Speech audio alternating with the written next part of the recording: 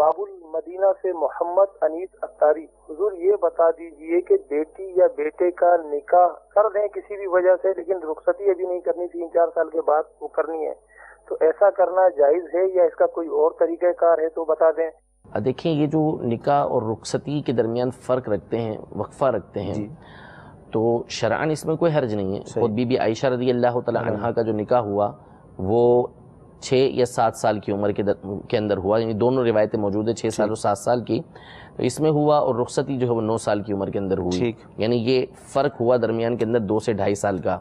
इस वजह से उलमा ने फरमाया कि इसमें कोई हर्ज नहीं है, वक्फ़ा होता है दरमियान में, तो ऐसा हो सकता है। लेकिन जो हमारा ज़माना है उसमें जो हालात हैं उसमें बेहतर यही है कि निकाह के फ़ौरन बाद अगर कोई उज़र नहीं है, कोई मजबूरी नहीं है, तो बंदे को रुखसती कर देनी चाहिए, देर नहीं करना चाहिए। क्योंकि आम तौर पे फिर जब ऐसे मसाइल खड़े होते हैं, तलाक हो जाती है, तो दीगर मसाइल जो है ना वो खड़े हो जाते हैं। तो इसलिए निकाह और रुखसती के दरमियान फ़र्क ना रखें तो ही बेहतर है। ठीक।